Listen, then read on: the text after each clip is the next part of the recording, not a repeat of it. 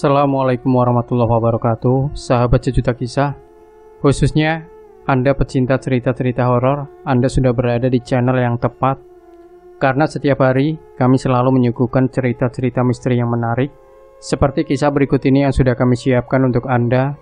Sebuah kelanjutan kisah nyata misteri yang berjudul Legenda Kiai Jambrong Gunung Kidul Part 3 Tamat. Coba kau cium ini. Kuacungkan bilah parang itu ke depan hidung Slamet. Pemuda itu mengendusnya sebentar, lalu "Wih, bau kambing." Slamet meludah ke tanah. Sudah jelas ini, sudah positif. Pasti si Pardi itu yang semalam nyolong kambing milik warga. Yang jadi pertanyaan, aku menimang-nimang parang itu sambil berpikir keras. Apa yang dilakukan Pardi terhadap kambing yang dicurinya itu di tengah hutan sana? Loh, bukannya tadi sampean bilang kalau jejak yang mengarah ke hutan itu cuma sebuah trik untuk mengelabuhi kita, Mas? Tanya Slamet.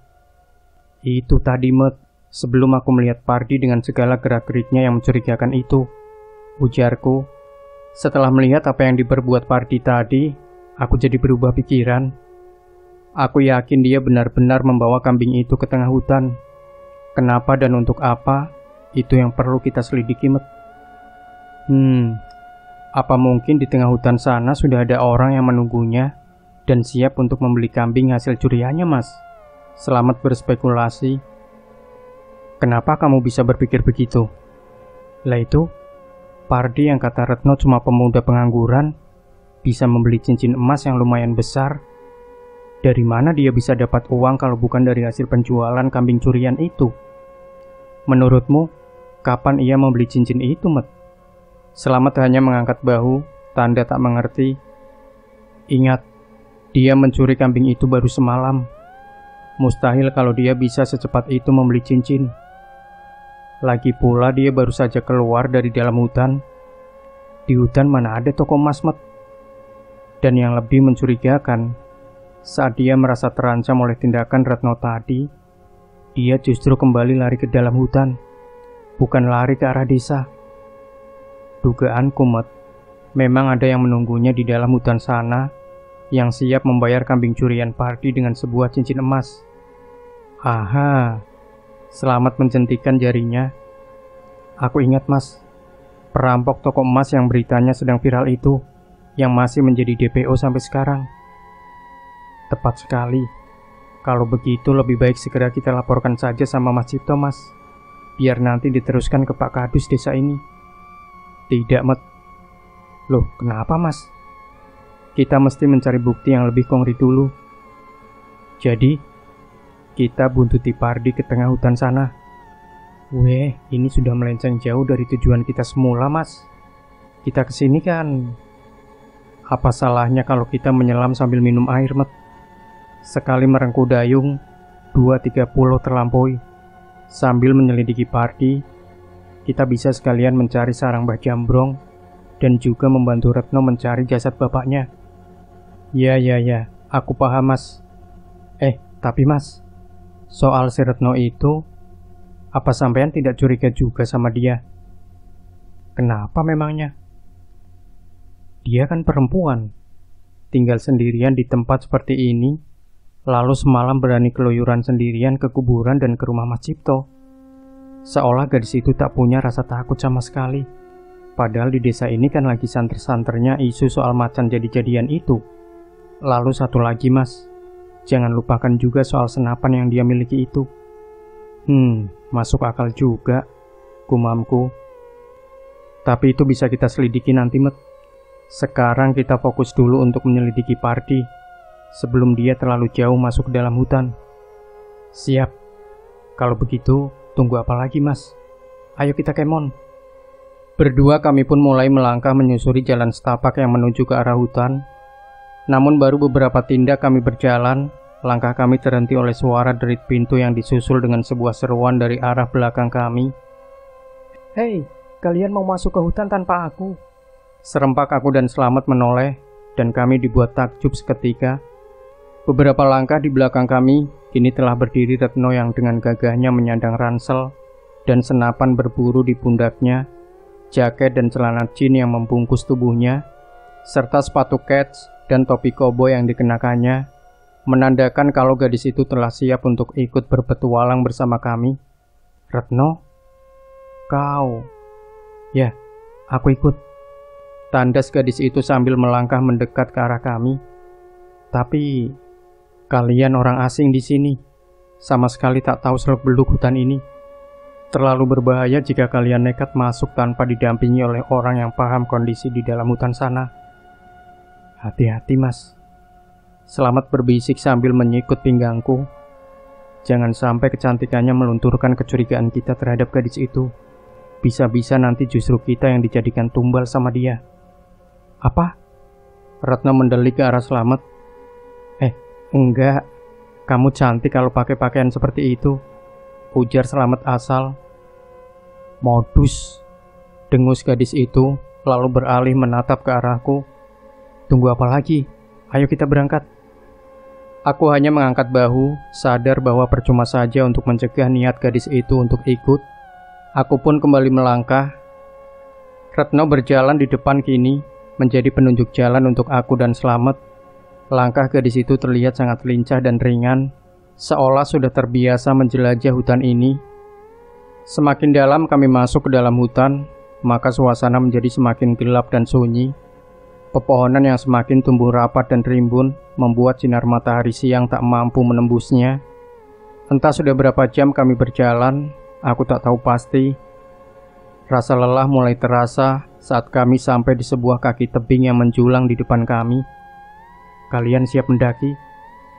Retno berbalik dan menatap ke arah kami. Aku menunduk dengan kedua tangan bertumpu pada lutut sambil berusaha untuk mengatur napasku yang nyaris putus. Demikian juga dengan Slamet. Untuk mengimbangi langkah Retno yang sedemikian cepat dan lincah di dalam hutan saja, kami sudah nyaris kewalahan. Apalagi kini harus mendaki tebing yang lumayan terjal itu. "Sebentar, kita istirahat dulu," ujarku di sela-sela nafas yang memburu. "Ah, kalian payah." Setengah meledek, Retno lalu duduk di atas sebuah batu besar. "Gila kau. Jangan-jangan kau keturunan Tarzan ya? Enteng saja jalan di hutan begini," dengusku lagi sambil menatap tebing bukit yang harus kami daki itu. Tebing cadas yang gersang dan panas, tak ada pepohonan yang tumbuh di sana. Hanya rumpun semak-semak dan rumput ilalang yang menyelimuti bukit itu. Dan dengan matahari yang semakin terik karena mulai condong ke arah barat, aku yakin kalau pendakian yang akan kami lakukan tak akan mudah. "Goa-goa yang kau cari itu berada di atas sana," Retno menunjuk ke atas bukit. "Jadi mau tak mau, kita harus mendaki. Kecuali kalau kalian memilih untuk menyerah dan kembali ke desa dengan tangan hampa." "Cih, siapa juga yang mau menyerah?" ujarku sengit. Merasa tertantang, aku kemudian bangkit dan mulai mendaki jalan setapak yang mengarah ke puncak bukit. "Ayo kita buktikan siapa yang akan sampai di puncak duluan." Hahaha. Ternyata sangat mudah ya memancing semangatmu. Retno tertawa dan mengikuti langkahku. Sementara Slamet berjalan tersaruk-saruk sambil tak henti-hentinya menggerutu. Pendakian yang berat kami lalui tanpa banyak berkata-kata. Peluh telah membanjir di sekujur tubuh. Tenaga pun semakin terkuras habis. Tapi usaha kami tak sia-sia, meski dengan perjuangan yang berat. Akhirnya kami sampai di puncak. Berbeda dengan punggung bukit yang kering dan terjal, di puncak bukit ini diselimuti oleh hutan pinus dan kayu putih, ditambah dengan angin yang bertiup lumayan kencang, membuat rasa lelah kami sedikit bisa terobati. Sejenak kami menjatuhkan tubuh di rerumputan, sekedar untuk melemaskan otot yang tegang. Retno membuka ranselnya dan mengeluarkan sebotol besar air minum dan beberapa bungkus cemilan. "Nih, minum dulu." Gadis itu mengelurkan botol air minum di tangannya yang segera disambut dengan rakus oleh Slamet. Bergantian kami minum dari botol itu. Segar sekali rasanya. Ah, beruntung kau membawa bekal. Kalau tidak, kalian akan mati kehausan di sini. Lagi-lagi Retno tertawa. Kalian sih terlalu gegabah. Masuk ke hutan tanpa persiapan. Itu sama saja kalian cari mati. Kukira tak akan sejauh ini kita harus pergi, ujarku membela diri. Hahaha, ya sudah, kita istirahat dulu sebentar. Retno kembali tertawa dan duduk di sebelahku. Kalian ini orang-orang yang aneh ya. Aneh gimana maksudmu? Tanyaku pura-pura heran. Padahal dia bukan orang pertama yang menganggapku aneh. Ya, aku gak habis pikir saja. Hanya demi untuk membuat sebuah tulisan, kalian rela jauh-jauh datang kemari. Jawab gadis itu sambil mengotak-atik senapan berburunya. Ya, namanya juga hobi. Seperti dirimu, seorang gadis memegang senapan seperti itu juga terlihat aneh di mataku, ujarku. Sialan, lagi-lagi gadis itu tertawa sambil memukul lenganku. Aku hanya tertawa kecil. Sepertinya gadis itu mulai bisa sedikit akrab denganku. Oh ya, si Pardi itu orang seperti apa dia? Tanyaku mulai mencoba mengorek informasi. Kenapa kamu menanyakan orang itu? Bukannya menanyakan soal legenda yang sedang kau cari. Penasaran aja. Sepertinya lumayan nyentrik orangnya. Kalau soal legenda itu kan kemarin sudah dengar ceritanya dari Mbah Mangun. Nyentrik dari Hong Kong. Retno bersungut. Dia itu orang yang sangat menyebalkan tahu. Pemuda pengangguran yang suka godain perempuan. Dan aku adalah salah satu korbannya. Kamu lihat sendiri kan tadi, tingkahnya sangat menyebalkan. Jangan terlalu sebal sama orang, nanti lama-lama bisa jadi suka loh. Ih, amit-amit deh. Retno bergidik sambil mengetuk-ngetuk keningnya dengan menggunakan buku-buku jari tangannya. Aku tergelak melihat tingkah absurdnya itu. Dia sering ke hutan ya? Tanyaku lagi. Siapa? Retno menoleh ke arahku. Yaitu si Pardi itu. Enggak lah, ngapain dia ke hutan? Orang seperti dia lebih suka keluyuran ke kota sana. Tapi belakangan ini memang sering aku melihat dia keluar masuk hutan, ding. Nggak tahu ngapain. Aku sih curiga dia cuma modus aja buat ngintipin aku. Sampai segitunya ya. Berarti dia memang benar-benar penggemar beratmu. Asem. Kembali kulihat Retno memberengut. Kalau kejadian yang semalam itu, maksudku warga yang kehilangan kambing itu apa memang sering terjadi? Enggak. Dulu memang pernah beberapa kali ada warga yang kehilangan ternak. Tapi setelah pelakunya tertangkap, nggak pernah ada kejadian lagi. Ya baru semalam itu ada kejadian lagi. Memang belakangan desaku agak kurang aman. Beberapa kali aku mendengar warga mengeluh kehilangan gabah atau beras. Bahkan pernah ada yang kehilangan nasi beserta lauk pauk yang disimpan di atas meja. Lucu sih kedengarannya. Sepertinya maling itu memang orang yang sedang kelaparan. Sedikit aneh ya, gumamku. Apanya yang aneh? Kembali Retno menatapku. Ya maling itu, kok bisa sampai segitunya? Padahal bisa saja kan, dia mencuri barang-barang yang lebih berharga. Makanya itu, tadi ku bilang kalau itu mungkin perbuatan orang yang kelaparan.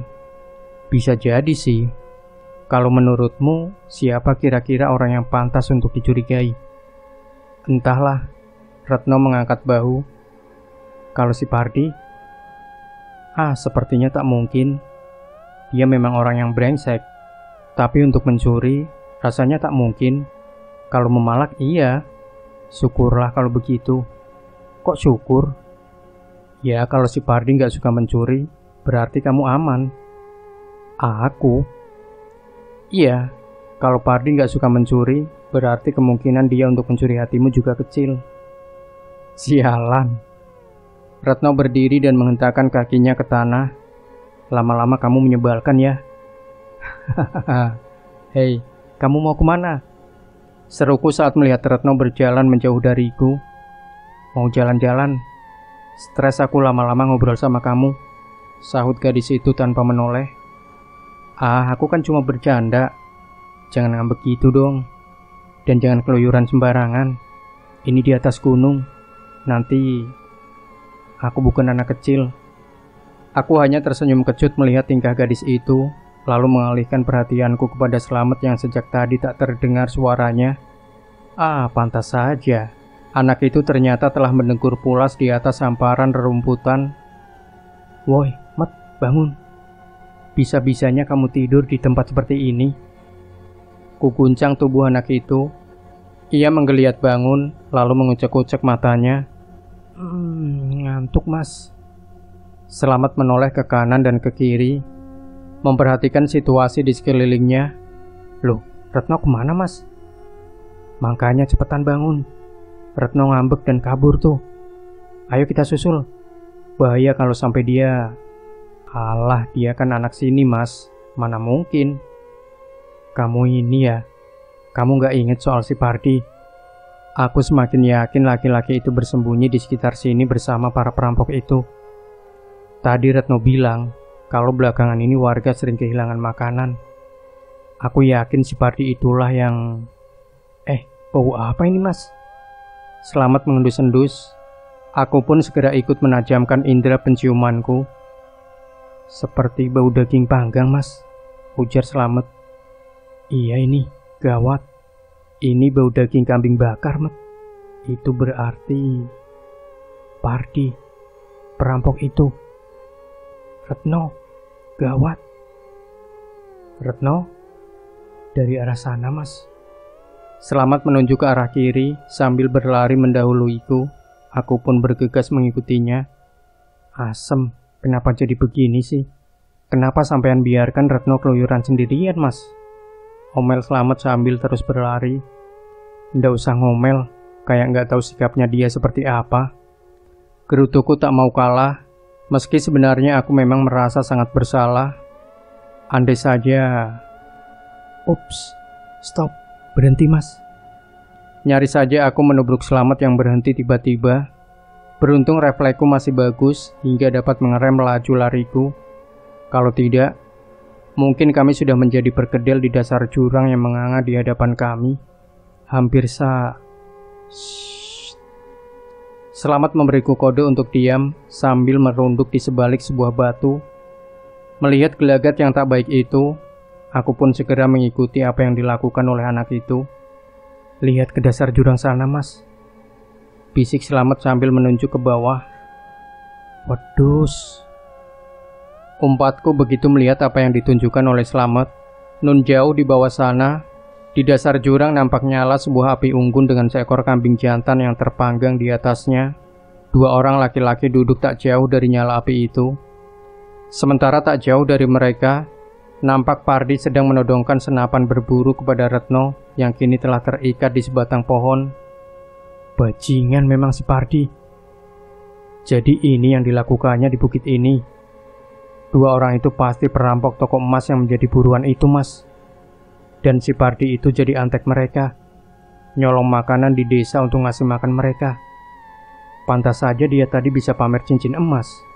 Ternyata hasil rampokan. Geram Slamet. Kita harus menyelamatkan Retno, Mat. Desisku tak mau kalah. Aku tahu, Mas. Tapi kita tidak boleh gegabah. Kita kalah jumlah. Apalagi senapan Retno sudah dirampas sama mereka. Terus baiknya gimana, Mat? Kita minta bantuan ke desa saja, Mas. Kelamaan, Mat. Keburu mereka kabur. Apalagi Retno sudah disandra sama mereka. Kalau Retno keburu diapa-apain, gimana coba? Iya juga ya. Terus gimana dong, Mas? 3 lawan 2 rasanya tak begitu buruk, Mat. Apalagi kalau kita bisa merebut senapan itu. Dan kita juga masih punya ini. Kuacungkan parang milik Pardi yang kini berada di tanganku. Kita perlu rencana matang, Mas. Aku yakin, Mat, mereka pasti sudah tahu kalau Retno datang bersama kita. Jadi kemungkinan mereka juga akan mencari kita. Kita turun diam-diam, lalu kita sergap si Pardi itu. Rebut senapannya, dan boom, kita lumpuhkan mereka bertiga. Sepertinya mudah, gumam Slamet. Ya, sahutku. Mudah diucapkan, tapi tak semudah itu dilaksanakan, Mas. Sampean lupa kalau mereka itu perampok. Tentu mereka tak bisa dianggap enteng, Mas. Kita juga belum tahu, selain senapan Retno itu, mereka masih punya senjata lain atau tidak. Gerutu Slamet. Kamu punya rencana yang lebih baik? Tantangku. Enggak sih, Mas. Ya sudah, kalau begitu ikuti saja rencanaku. Hari sudah sore, sebentar lagi malam. Waktu yang bagus untuk beraksi, Met. Oke lah. Ayo kita hajar mereka, Mas. Mudah-mudahan sayembara yang dibuat oleh pemilik toko emas yang kerampokan itu masih berlaku. Kami pun segera mengendap-endap untuk menuruni tebing yang lumayan terjal itu. Sengaja kami sedikit memutar, melewati sisi tebing yang ditumbuhi oleh pepohonan dan semak-semak yang rapat, agar kehadiran kami tak sampai ketahuan oleh mereka. Tanpa memperdulikan onak duri yang menggores kulit, kami semakin mendekat ke dasar jurang itu, sambil terus memperhatikan ketiga target yang kami tuju. Pardi nampak masih menodongkan senapan ke arah Retno. Dengan jantung berdebar kami terus mendekat. Sampai samar-samar aku mulai bisa mendengar suara Pardi yang menginterogasi Retno. Benar dugaanku, mereka sudah tahu kalau Retno datang bersama kami. Sudahlah Di, gak usah kau buang-buang tenaga menanyai perempuan itu. Aku yakin kedua temannya itu pasti akan datang untuk menyelamatkannya. Kita tunggu saja. Begitu mereka datang, langsung saja kita habisi. Kudengar salah satu dari perampok itu berkata, iya kalau mereka datang sendiri. Kalau mereka justru kembali ke desa dan mengajak warga menggerebek ke sini, bisa mati konyol kita, Kang. Ujar Pardi setengah berteriak karena jarak mereka agak berjauhan. Alah, kupikir aku sebodoh itu apa? Semua sudah kuperhitungkan, Di. Sudahlah, tinggalkan saja perempuan itu. Gak bakalan bisa lari ini. Sekarang kita makan dulu. Sudah berapa hari ini aku tak makan enak. Cuma makan makanan setengah basi yang kau curi dari warga. Coba dari kemarin-kemarin kamu berinisiatif untuk mencuri kambing begini. Ujar si perampok yang satunya lagi. Pardi pun akhirnya mendekat ke arah api unggun. Senapan milik Retno ia sandang di bahunya. Ini kesempatan bagus, Met. Selagi mereka asik makan, kita bebaskan Retno. Bagaimana dengan senapannya, Mas? Itu kita pikirkan nanti. Yang penting Retno bebas dulu. Ya sudah, ayo kita ke sana, Mas. Kembali kami mengendap-endap mendekat ke arah Retno yang terikat di batang pohon. Shh. Selamat mendesis begitu kami sudah dekat dengan posisi pohon tempat Retno terikat. Gadis itu menoleh. Selamat buru-buru meletakkan jari telunjuknya di depan bibir, memberi kode kepada Retno untuk diam. Gadis itu sepertinya paham, lalu kembali mengalihkan pandangannya ke arah depan. Sambil merunduk, aku mendekati pohon itu dengan parang terhunus di tanganku. Tali tambang yang mengikat tangan Retno tak begitu besar. Mungkin tambang bekas mengikat kambing yang kini telah menjadi kambing guling itu. Sekali tebas, pasti tambang itu langsung putus dan Retno bisa bebas. Demikian pikirku. Namun ternyata semua tak semudah yang kupikirkan. Saat tinggal selangkah lagi aku sampai di tempat Retno terikat. Tiba-tiba salah satu perampok itu menyambar senapan yang tersandang di bahu Pardi dan menodongkannya ke arah Retno. Kecoak busuk, keluar kalian, atau kuledakkan kepala gadis itu. Wedus, kita ketahuan, Met, desisku. Keluar! Bentak si perampok itu dengan suara menggelegar. Mau tak mau aku dan Selamat pun keluar dari tempat persembunyian kami. Dasar orang-orang bodoh. Nyari mampus kalian berani memata-matai kami. Perampok yang memegang senapan itu mengokang senjatanya, lalu mengarahkannya ke kepalaku. Dan motiar tenan aku. Grrrr. Bus. Semua terjadi begitu cepat.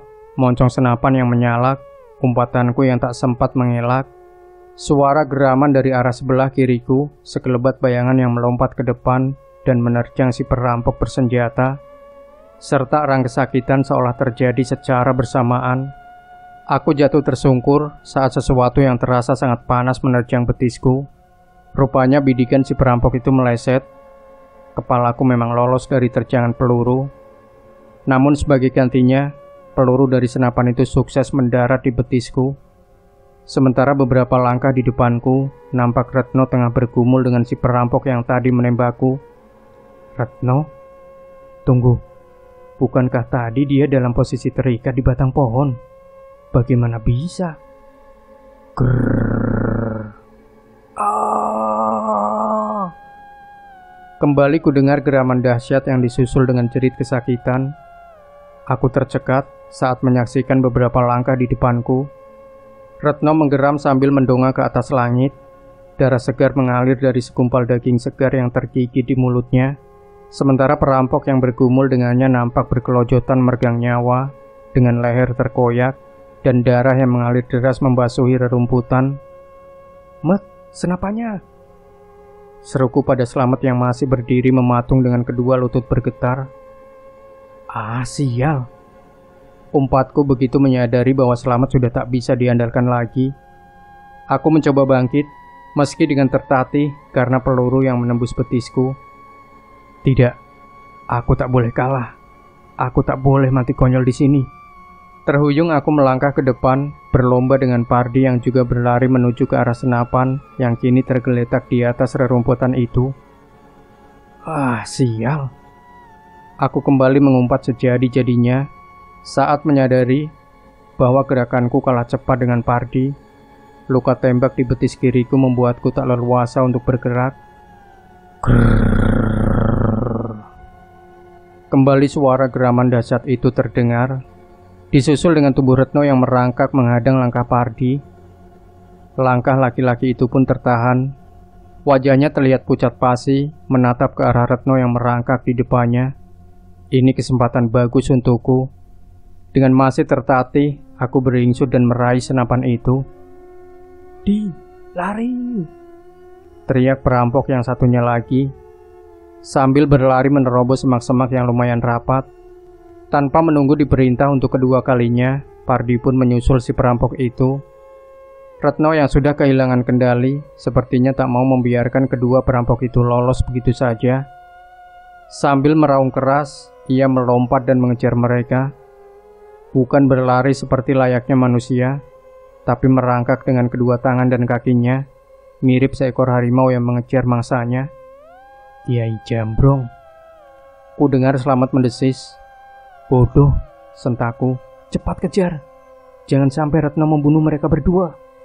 Duor. Ku tembakkan senapan ke udara untuk memberi efek kejut kepada Slamet. Berhasil, Slamet tersentak dan tersadar. Pemuda itu segera menyambar parangku yang terjatuh, lalu berlari menyusul Retno menerobos semak belukar yang rimbun itu, meninggalkanku yang berjalan tertatih-tatih menyusulnya. "Jancuk!" Kembali aku mengumpat. Rasa nyeri di betisku semakin menjadi-jadi, tapi aku tak mau menyerah. Jika benar yang merasuki Retno adalah Kiai Jambrong, maka ini adalah kesempatan emas bagiku untuk berinteraksi dengannya. Sambil menahan rasa nyeri di betisku, kusibak semak belukar itu. Dan betapa terkejutnya aku saat mendapati bahwa di balik rumpun semak itu ternyata ada mulut gua yang gelap menganga. "Mat!" Seruku memanggil Slamet yang sepertinya telah masuk ke dalam gua tersebut. Tak ada jawaban, aku pun memutuskan untuk memasuki gua yang gelap itu. Senapan masih kuacungkan ke depan dengan posisi siap tembak. Sementara sebelah tanganku merogoh ponsel yang ada di saku celanaku. Kunyalakan senter di ponselku, dan kembali aku dibuat terkejut saat menyaksikan isi dari goa tersebut. Tulang belulang berserakan memenuhi lantai goa tersebut. Jelas itu tulang belulang manusia. Aku semakin yakin bahwa goa ini adalah sarang Kiai Jambrong yang sedang kucari. Dan tumpukan tulang belulang di lantai goa itu, menurut dugaanku, pastilah mayat-mayat yang selama ini telah dicuri oleh makhluk jadi-jadian itu. "Mat!" Kembali kupanggil Slamet yang sekarang tak berada di mana. Suaraku menggema menandakan bahwa dasar gua ini lumayan dalam. "Shh, di sini mas." Kudengar Slamet menjawab dengan setengah berbisik. Aku lalu mengarahkan sorot senterku ke arah asal suara itu. Nampak Slamet tengah berdiri bersandar di dinding gua dengan kaki gemetaran. Aku segera menghampirinya. Wedus, tempat macam apa ini? Penuh dengan tengkorak manusia. Hati-hati jalannya, Mas. Jangan sampai sampean menginjak tulang-tulang itu, ujar Slamet mengingatkanku. Mana Retno, Met? Tanyaku begitu aku sampai di tempat Slamet berdiri. Sepertinya di dalam, Mas. Kita susul saja. Takutnya nanti kenapa-kenapa, jawab Slamet. Kami pun berjalan pelan-pelan. Semakin masuk ke dalam gua yang gelap itu, sorot senter di ponselku sesekali kuarahkan ke kanan dan ke kiri, berjaga-jaga kalau saja perampok itu tiba-tiba muncul dan menyerang kami. Ruang di bagian dalam gua itu ternyata cukup lapang, meski dipenuhi dengan bebatuan karang yang mencuat tajam di bagian lantainya, membuat kami harus lebih hati-hati lagi dalam melangkah. Banyak lorong-lorong yang bercabang di bagian kiri dan kanan dinding gua, mirip seperti labirin. Pantas saja orang-orang bilang kalau sudah masuk ke sarang harimau jadi-jadian ini, sangat kecil kemungkinan untuk bisa keluar hidup-hidup. Bikin tanda, Met, biar kita nanti tidak tersesat dan bisa keluar lagi, bisikku pada Slamet yang berjalan di depanku. Tenang saja, Mas. Sejak tadi aku sudah bikin tanda kok di dinding gua dengan parangku ini, jawab Slamet juga sambil berbisik. Banyak lorong, Met. Kira-kira ke lorong yang mana ya Retno masuk? Aku juga tidak tahu, Mas. Tidak ada jejak sama sekali. Bisa... coba dengar baik-baik, Mas. Slamet menelengkan kepalanya, mencoba menajamkan indera pendengarannya. Aku pun segera melakukan hal yang sama. Benar saja, samar-samar ku dengar suara menggeram yang diiringi suara jerit kesakitan dan teriakan-teriakan bernada kemarahan. Dari arah sana, Mas. Slamet menunjuk ke arah lorong yang berada di sisi kiri kami. Kita ke sana, Met. Tegasku sambil bergegas melangkah menuju ke lorong itu. Rasa nyeri di betisku yang terasa semakin menggigit tak kuhiraukan lagi. Bagiku keselamatan Retno lebih penting daripada harus meratapi rasa sakit yang kurasakan.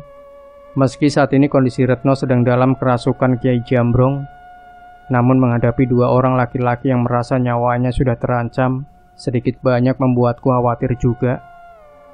Semakin dalam kami memasuki lorong itu, maka suara-suara itu juga semakin jelas terdengar. Samar-samar dari arah depan juga kulihat seberkas cahaya yang meliuk-liuk di antara bebatuan goa. Mas, lebih baik matikan saja senter sampean, biar mereka nggak menyadari kedatangan kita, bisik Slamet. Cerdas juga ternyata kamu, Met. Selorohku sambil mematikan senter dari ponselku dan memasukkan kembali benda itu ke dalam saku celanaku. Kami kemudian mengendap-endap mendekati berkas cahaya itu. Dan benar saja, saat kami mengintip dari balik bebatuan goa, nampak di depan kami Retno sedang bergumul dengan salah satu perampok itu. Sedang di sudut lain, nampak Pardi tergeletak dengan tubuh penuh luka. Dan bias cahaya yang kami lihat barusan ternyata berasal dari dua buah obor yang menancap di dinding goa. Sepertinya selama ini para perampok itu memanfaatkan goa ini sebagai tempat persembunyian mereka. Pantas saja polisi kesulitan melacak jejak mereka. Apa yang harus kita lakukan sekarang, Met? Tanyaku. Sepertinya Retno sendiri sudah bisa mengatasi orang-orang jahat itu, Mas. Biarkan sajalah. Biarin mereka mampus dicabik-cabik sama Retno, jawab Slamet sekenanya. Hus, tidak boleh gitu, Met. Biar bagaimanapun mereka juga manusia. Dan aku tidak suka kalau Retno menjadi seorang pembunuh seperti itu. Iya deh, gini aja, Mas. Sampean urus si Retno itu. Sampean bisa toh ngeluarin makhluk yang merasuki Retno itu. Aku nggak yakin, Met, tapi akan kucoba. Bagus kalau begitu, sampean urus saja Retno. Soal si Pardi dan temannya itu, biar aku yang urus. Kebetulan tanganku juga sudah gatal. Lama ndak ngamblengi orang. Baiklah, kalau begitu kita... Wah, pengecut. Mau main bokong dari belakang rupanya. Belum selesai aku bicara, Slamet sudah keluar dari tempat persembunyian kami dan menghadang Pardi yang telah kembali berdiri sambil memegang sebuah tulang yang lumayan besar. Sepertinya sebuah tulang paha manusia yang siap dihantamkan ke kepala Retno yang masih sibuk bergumul dengan si perampok. Hei Pardi, pengecut kamu ya. Lawan perempuan saja kok mau menyerang dari belakang. Kalau memang kamu laki-laki, ayo hadapi aku, seru Slamet sambil mengacung-acungkan goloknya. Kamu, dasar pengganggu. Pardi yang nampak terkejut melihat kehadiran Slamet segera menyerangnya dengan membabi buta. Namun laki-laki itu sepertinya memang bukanlah tandingan Slamet. Meski bertubuh krempeng, kalau soal berantem, Slamet memang jagonya. Sementara Slamet sibuk meladeni Pardi, aku segera mendekati Retno yang tengah bergumul dengan si perampok. Tapi sepertinya aku sedikit terlambat. Perampok malang itu ternyata telah tergeletak diam dengan luka yang menganga di bagian leher. Sementara Retno yang menyadari kehadiranku segera mengalihkan perhatiannya ke arahku. Cukup Retno, atau siapapun kamu yang telah merasuki Retno. Hentikan semua tindakan brutalmu itu, seruku dengan suara yang sedikit bergetar. Tatapan mata Retno yang dipenuhi dengan keinginan untuk membunuh sedikit banyak membuatku gentar juga. Apalagi ditambah dengan kondisi gadis itu yang sudah sangat berantakan.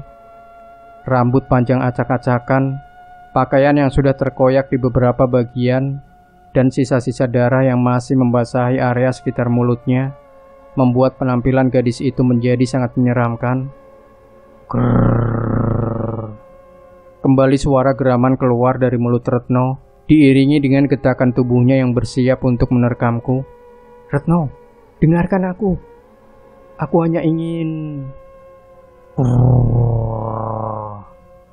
Tanpa menunggu aku menyelesaikan ucapanku, tubuh Retno melesat menerkamku. Aku mencoba berkelit untuk menghindar. Namun, luka di betisku membuat gerakanku sedikit lamban, sehingga usahaku untuk menghindar pun sedikit terlambat. Tak ayal, tubuh Retno yang melesat cepat itu menghantam telak tubuhku, membuat kami jatuh bergulingan di atas hamparan tulang belulang yang berserakan. Pergumulan dahsyat pun terjadi.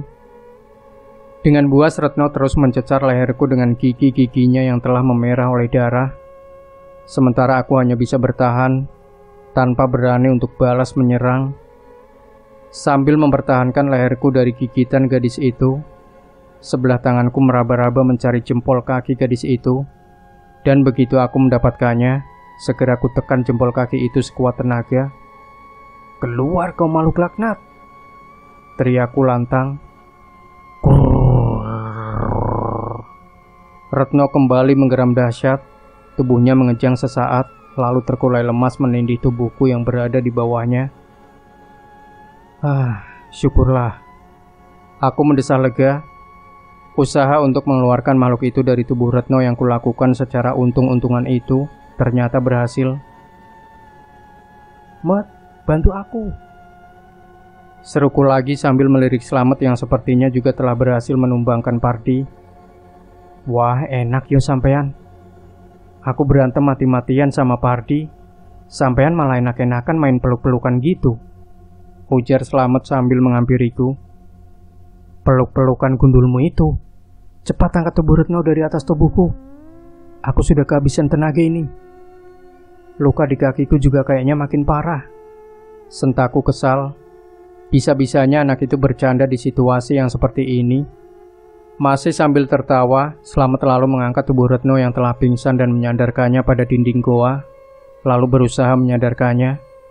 Sementara aku berusaha bangun sambil menahan rasa nyeri yang semakin menggigit di betis kananku.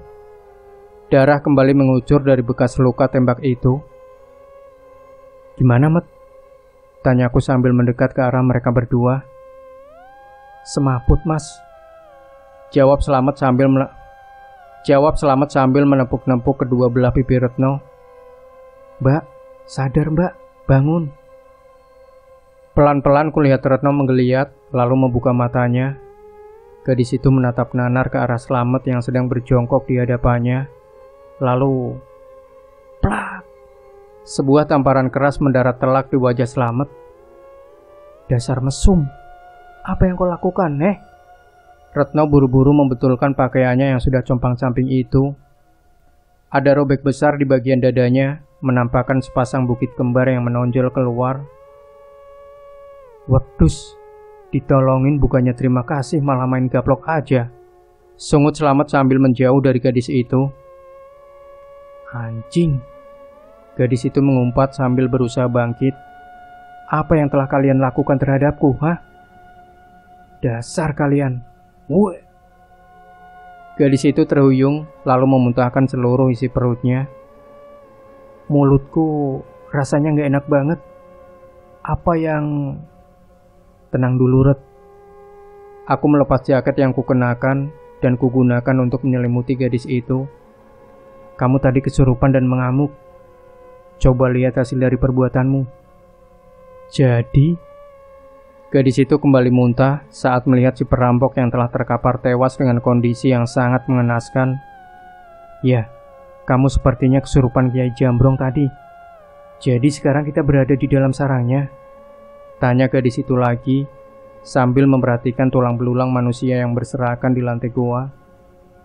Sepertinya begitu, jawabku.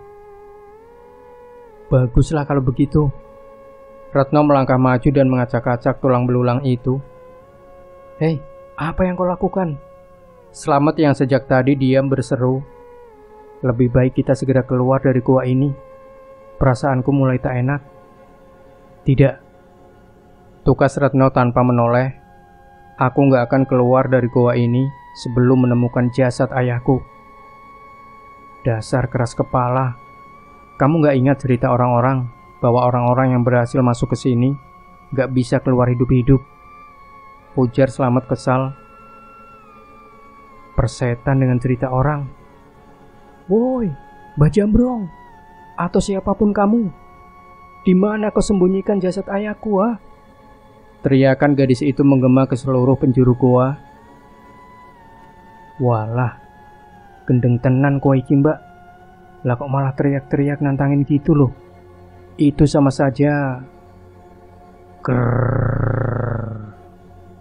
Belum selesai Slamet bicara, sebuah geraman dahsyat terdengar menggetarkan dinding-dinding goa. Gawat, Mas. Yang punya tempat beneran keluar nih kayaknya. Ujar Slamet panik. Aku hanya diam sambil menatap ke ujung lorong yang gelap itu, tempat dari mana asal suara itu muncul. Sementara Retno masih berdiri di tengah-tengah ruangan goa dengan sikap menantang. Bener-bener edan bocah satu ini. Kembali Slamet menggerutu. Met, lihat. Ujarku sambil menunjuk ke ujung lorong. Dari balik kegelapan, muncul sesosok bayangan hitam besar yang mendekat ke arah kami. Sorot cahaya dari obor yang menyala di dinding goa lalu menerangi sosok itu. Seekor harimau loreng sebesar gajah menatap kami dengan kedua matanya yang menyala merah. Makhluk itu mendekat dan mengendus-endus tubuh Retno yang berdiri di hadapannya. Sadar bahaya mengancam, segera ku tarik paksa tubuh gadis itu ke belakang. Lalu aku berdiri di hadapannya, berusaha untuk melindunginya. Kini makhluk itu gantian mengendus-endus wajahku. Dengus nafas makhluk itu jelas kurasakan menerpa wajahku, menebarkan bau harum seperti bau wangi minyak serimpi. Krrrr. Bau ini, aku mengenali aroma tubuhmu ini. Siapa kau sebenarnya, wahai anak manusia? Aku tercekat saat menyadari bahwa makhluk itu ternyata bisa berbicara layaknya manusia. Suaranya terdengar begitu dalam dan penuh wibawa. Katakan, siapa kamu sebenarnya dan apa tujuanmu datang kemari? Geram makhluk itu lagi. Mas, Dra. Dari arah belakang, ku dengar Slamet dan Retno mendesis pelan. Kalian diam, biar aku yang mengurusnya. Bisikku tanpa menoleh. Mataku tak lepas menatap wajah si harimau yang hanya berjarak beberapa jengkal dari wajahku. Aku mencari Kiai Jambrong. Sautku mantap. Keberanianku mulai pulih karena aku tak merasakan adanya ancaman dari makhluk itu. Bahkan kini makhluk itu merendahkan tubuhnya, mendekam di atas keempat kakinya yang kokoh itu. Untuk apa kau mencariku? Geram makhluk itu. Aku hanya ingin tahu siapa sebenarnya sampean ini dan kenapa sampean selalu mencuri mayat-mayat orang-orang julung caplok. Dasar manusia, selalu saja mau ikut campur urusan orang lain. Makhluk itu mendengus kesal. Bahkan kamu belum menjawab pertanyaanku, bocah. Siapa kamu sebenarnya? Aroma tubuhmu itu mengingatkanku pada seseorang di masa lalu.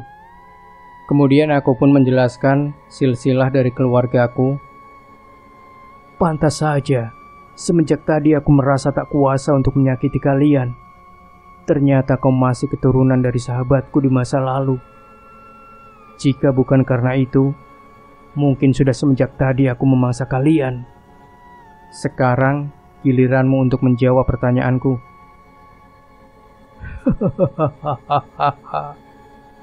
Ternyata kamu sama seperti leluhurmu ya, penuh rasa penasaran dan tak sabaran. Baiklah, duduk dan dengarkan baik-baik. Akan kuceritakan sedikit tentang diriku. Jadi karena itu sampai sekarang Kiai masih suka mencuri mayat dari orang-orang julung caplok itu. Karena Kiai masih merasa berkewajiban untuk menjalankan tugas dari leluhurku. Selaku saat makhluk itu mengakhiri ceritanya, ya, karena memang hanya itu yang bisa aku lakukan untuk mencegah keangkara murkaan merajalela di muka bumi ini. Maaf Kiai, bukannya aku bermaksud untuk menggurui, tapi peristiwa itu terjadi sudah sangat lama sekali, mungkin sudah beratus-ratus tahun yang lalu. Mereka yang terlibat dalam pertempuran itu juga pasti sudah musnah. Zaman sudah berganti Kiai, dan dunia sudah berubah. Jadi kurasa tak ada gunanya Kiai terus-terusan melanjutkan tugas dari leluhurku itu. Yang ada, apa yang Kiai lakukan sekarang ini, mencuri mayat-mayat orang julung caplok, justru malah menimbulkan ketidaktentraman di wilayah ini. Warga menjadi resah dengan apa yang telah engkau lakukan itu, Kiai. Siapa bilang pertempuran itu sudah berhenti? Makhluk jadi-jadian itu menggeram keras, seolah tak terima dengan ucapanku. Kau anak ingusan, jangan sok tahu. Pertempuran itu masih berlangsung sampai sekarang, bahkan semakin dahsyat. Mereka memang sudah musnah dari alam kalian, tapi peperangan mereka masih tetap berlanjut di alamku. Andai pun benar apa yang kau katakan itu, Kiai, tetap saja apa yang Kiai lakukan itu salah. Jika memang peperangan itu masih berlanjut di alammu, lalu kenapa engkau melakukan tugasmu itu di alam kami? Dunia kita sudah berbeda, Kiai. Jangan campur adukan antara peristiwa di alammu dengan kehidupan di alam kami. Kita punya dunia dan kehidupan sendiri-sendiri. Ada batas-batas yang tak boleh dilanggar antara alam wadak dan alam astral. Dengan Kiai mencampur adukan antara kehidupan di alam tempat Kiai dan alam tempat kami, itu bisa menimbulkan ketidakseimbangan yang mungkin bisa menghancurkan tatanan kehidupan di alam kita masing-masing. Jadi aku mohon dengan sangat, demi leluhurku yang juga adalah sahabatmu, hentikan semua tindakanmu itu, Kiai. Makhluk itu terdiam sesaat, sepertinya sedang mencoba mencerna semua kata-kataku. Aku sendiri heran, kenapa tiba-tiba aku bisa bicara sepanjang itu. Semua kata-kata itu keluar begitu saja dari mulutku tanpa sempat aku pikirkan dulu. Anak muda, tak kusangka kau mewarisi kebijaksanaan leluhurmu itu. Setelah aku pikir-pikir, semua yang kau katakan itu ada benarnya juga. Tapi kalau aku menghentikan tugas yang aku emban dari leluhurmu itu, lalu aku harus apa? Aku sudah tak punya siapa-siapa lagi, dan sudah tak ada lagi tempat untuk aku mengabdi. Bagaimana kalau aku ikut kamu saja, bocah? Kurasa akan sangat cocok, karena kau sangat mirip dengan leluhurmu yang pernah jadi sahabatku itu. Tidak, Kiai. Sudah kubilang, dunia kita sudah berbeda. Lebih baik engkau kembali saja ke alammu dan hidup tenang di sana. Jadi, kau tak mau menerima pengabdianku? Tidak, tegasku. Sayang sekali. Tapi aku juga tak bisa memaksa. Akan kuturuti permintaanmu. Karena aku menghormatimu sebagai keturunan dari sahabatku, aku akan kembali ke alamku dan tak akan ikut campur lagi urusan di dunia kalian. Tapi ingat, aku akan tetap mengawasi dan menjagamu dari kejauhan. sebagai wujud baktiku pada sahabatku di masa lalu. Aku pamit anak muda, dan terima kasih atas semua nasihat yang telah kau berikan padaku. Kau telah menyadarkanku dari segala tindakan yang telah salah kulakukan selama ini. Makhluk itu bangkit dan mengendus wajahku sebelum akhirnya berbalik dan berjalan menjauh menuju kegelapan. Tunggu Kiai, seruku tertahan membuat langkah makhluk itu terhenti. Ada apa lagi? Apa kau berubah pikiran? Sama sekali tidak Kiai. Tapi sebelum Kiai pergi, sudikah Kiai mengembalikan jasad ayah temanku ini yang telah kau curi semalam? Ada di balik ceruk batu di belakangmu itu. Masih utuh, belum aku apa-apakan. Terima kasih Kiai. Makhluk itu kembali berjalan menjauh untuk kemudian menghilang di balik kegelapan. Aku memandangi kepergiannya dengan perasaan lega. Terjawab sudah semua pertanyaan yang selama ini memenuhi benakku. Kiai Jambrong, tak kusangka kalau legenda yang telah berkembang secara turun-temurun di daerah ini memiliki latar belakang yang sangat panjang. Dan lebih tak kusangka lagi, ternyata semua itu masih ada hubungannya dengan leluhurku. Pantas saja saat pertama kali Mas Cipto menceritakan tentang legenda itu, aku merasakan ketertarikan yang sangat besar. Seolah-olah ada kekuatan yang mendorongku untuk menyelidiki legenda ini. Mas, sadar woi. Sebuah tepukan di pundakku yang disusul dengan suara seruan selamat menyadarkanku dari lamunan. Sampean tuh kenapa? Dari tadi bengong begitu. Dipanggil-panggil gak nyaut. Malah duduk sila kayak orang lagi bertapa gitu. Seru selamat lagi membuatku terheran-heran. Bengong? Apa maksudmu bengong, Met? Tanya aku. Ya bengong, diem aja kayak patung. Sampai pegel aku nungguin sampean. Kukira sampean juga kesurupan kayak Retno tadi. Bengong ya? Jadi dari tadi aku cuma diem aja. Kalian gak dengar aku ngomong atau apa gitu? Wah, aneh tenan sampean ini. Lawang jelas-jelas sejak tadi cuma diem aja kok. Jangankan ngomong. Wong dipanggil-panggil juga gak mau nyaut. Sampean itu sebenarnya ngapain tadi? Kau juga gak lihat apa-apa, Met? Macan atau apa gitu? Lah itu, tadi ada macan segede gajah datang nyamperin sampean. Terus ngendus-ngendus sampean gitu. Habis itu macannya pergi lagi. Gak tahu kemana. Cuma ngendus-ngendus aja ya, Met? Iya, untung sampean gak sampai dibrakot macan segede gitu. Sekali telan juga sampean tamat. Sepertinya apa yang disampaikan oleh Kiai Jambrong tadi hanya ditujukan kepada aku. Terbukti Slamet maupun Retno mengaku tak mendengar apa-apa. Bahkan mereka mengaku hanya melihat sekilas penampakan makhluk itu. Ya sudahlah kalau begitu, Met. Ujarku sambil mencoba bangkit dari dudukku. Au, tolong bantu aku, Met. Baru aku sadar bahwa betisku terluka. Rasa nyeri kembali kurasakan saat aku mencoba berdiri tadi. Slamet segera membantuku untuk berdiri. Jadi, sepertinya semua sudah berakhir. Ujarku sambil berjalan tertatih mendekati Retno yang berdiri bersandar pada dinding goa. Sebaiknya kita pulang sekarang, sebelum orang-orang desa mencari kita. Bagaimana dengan jasad ayahku? Kau sudah berjanji. Oh ya, Met. Bisa kau panjat dan lihat apa yang ada di balik ceruk batu itu? Aku menunjuk ke sebuah ceruk yang berada agak tinggi di dinding goa yang disandari oleh Retno. Memangnya ada apanya, Mas? Tanya Slamet heran. Coba saja kau lihat dulu. Siapa tahu ada sesuatu yang berharga di situ. Meski sedikit bimbang, toh akhirnya Slamet melakukan juga apa yang telah kuperintahkan. Pelan-pelan anak itu memanjat ke atas, lalu melongo ke dalam ceruk itu. Wasu! Begitu melihat apa yang berada di dalam ceruk itu, Slamet melompat turun sambil mengumpat keras. Wedus tenan sampean ini, Mas. Ngerjain orang gak kira-kira. Lah, emangnya ada apa toh? Tanyaku pura-pura. Ada apa dengkulmu itu? Pasti sampean sudah tahu kalau ada pocongan di situ. Makanya nyuruh aku naik. Pocongan? Retno mengernyitkan keningnya. Jasad ayahmu, Ret, ada di dalam ceruk itu. Masih utuh, ujarku. Bapak? Desis gadis itu dengan suara bergetar, matanya nampak berkaca-kaca. Benarkah? Ya, sesuai janjiku, kini kita bisa membawa jasad ayahmu pulang dan menguburkannya kembali dengan layak.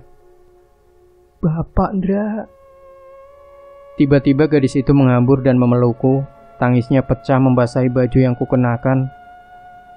Terima kasih banyak, Ndra. Aku tak menyangka. Shh, sudah, tak perlu berterima kasih dan tak perlu menangis. Harusnya kau bahagia karena telah menemukan jasad ayahmu kembali, pujuku. Met, bisa tolong kau turunkan jenazah ayahnya Retno? Nah kan, kalau bagian yang begini pasti aku yang kena. Giliran peluk-pelukan saja. Selamat, hadiku. Iya, aku turunkan. Setengah menggerutu Selamat lalu kembali memanjat ke ceruk itu. Pelan-pelan ia mengangkat jasad yang masih terbungkus kain kafan itu dan menaruhnya di pundak, lalu kembali merangkak turun. Hati-hati, Met, jangan sampai jatuh, ujarku memperingatkan. Iya, ini juga hati-hati, Mas. Harusnya yang sudah terlanjur jatuh dalam pelukan sampean itu yang harus diperingatkan. Selamat masih menggerutu. Merasa tersindir, Retno lalu melepaskan pelukannya padaku dan mendekat ke arah Selamat. Tangisnya kembali pecah saat Selamat menurunkan jenazah itu di lantai goa. Dipeluknya jasad sang ayah tanpa memperdulikan bau tak sedap yang mulai tercium dari jenazah itu. Sudah, Mbak, ndak usah ditangisi. Nanti malah arwah bapak sampean ndak tenang di alam sana. Lebih baik cepat-cepat saja kita bawa kembali ke desa, biar bisa kembali dimakamkan dengan layak. Selamat mencoba membujuk gadis itu. Sepertinya gak sulit untuk kita membawanya ke desa sendirian, Met. Apalagi luka di kakiku ini sepertinya semakin parah.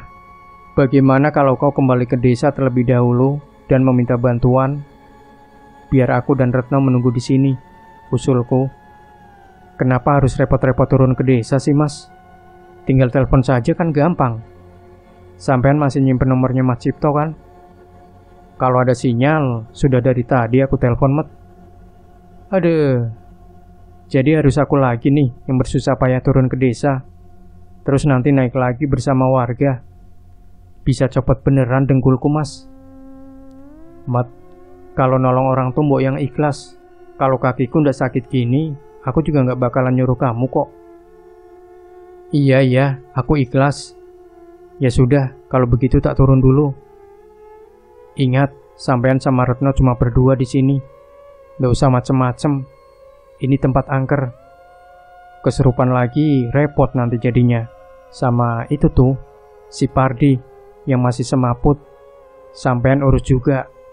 Jangan sampai. Selamat. Hampir bersamaan aku dan Retno menyentak pemuda itu, membuat Selamat nyengir, lalu bergegas keluar dari dalam goa.